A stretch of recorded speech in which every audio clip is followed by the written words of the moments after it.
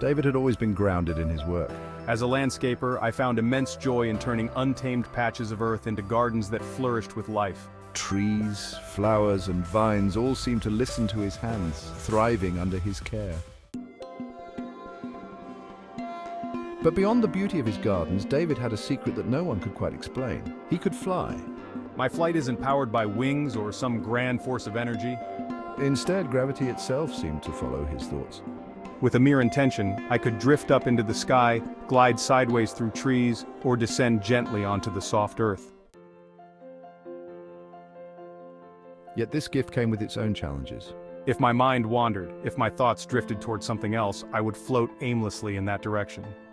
In the midst of a conversation or while lost in a daydream, David would find himself unexpectedly floating toward the horizon, lost in the momentum of his unguarded thoughts. Still, my ability to fly had become an integral part of my life as a gardener. He could easily soar over landscapes to inspect the health of trees, spot weeds from above, or simply enjoy the quiet peace of the skies above his work. But more than just a gift for convenience, David's flight had taken on a symbolic importance in his life. To me, the ability to rise above the earth mirrored my calling to lift the burdens of others.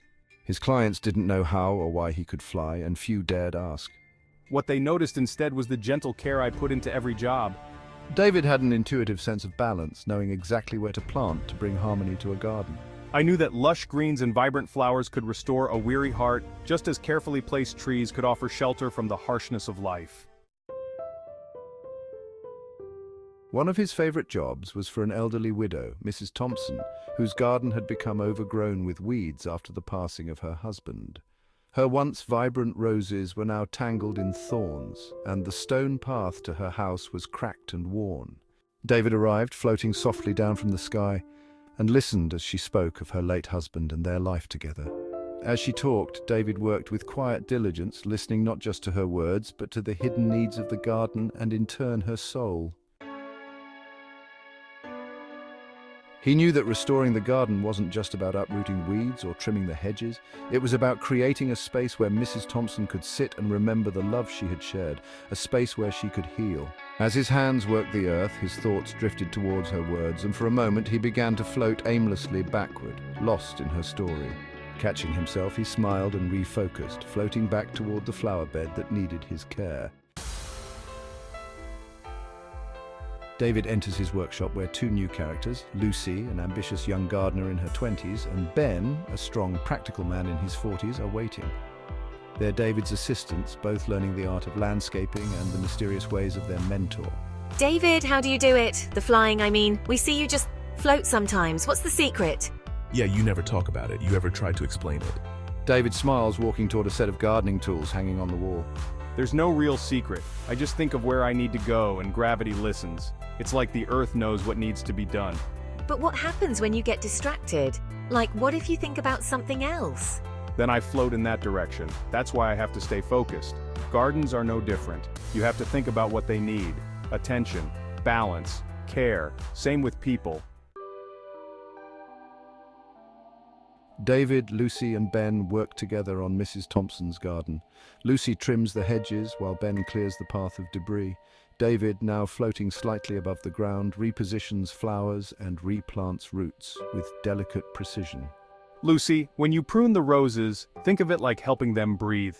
Cut away what weighs them down, and they'll bloom even more beautifully. Lucy nods, her hands working more gently now. Got it, David. Less force, more care. And what about these stones? They're all cracked. Just like us, Ben. Sometimes things break, but when we rebuild them with purpose, they can become stronger than before. Ben gives David a thoughtful nod, setting the stones back into place with a renewed sense of care. The garden is transformed. Flowers bloom in soft pastels, the hedges are perfectly trimmed, and the stone path gleams in the warm afternoon light. David floats above the scene, looking down at their work with pride. Mrs. Thompson steps outside, her eyes widening in awe at the transformation. Her hands cover her mouth as she fights back tears. It's beautiful. It's just like it used to be. You've brought it back to life. David floats down to stand beside her, his feet gently touching the ground. The earth knows what it needs, Mrs. Thompson. It just needed someone to listen. Now you have a place to sit and remember, a place to heal. Thank you, David. You've done more than fix a garden. You've given me back something I thought I'd lost.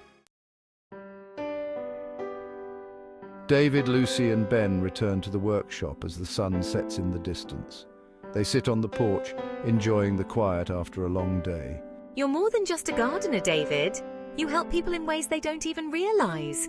Yeah, you've got a gift, man. Not just with the flying, but with people. David gazes up at the stars, a peaceful smile on his face. It's not about the flying, it's about knowing when to lift people up and when to let them find their way back to the ground.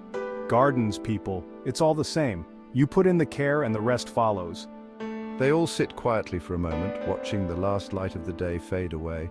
And so, David the Flying Man continued his work, one garden at a time, lifting not just flowers and trees, but the hearts of everyone he touched.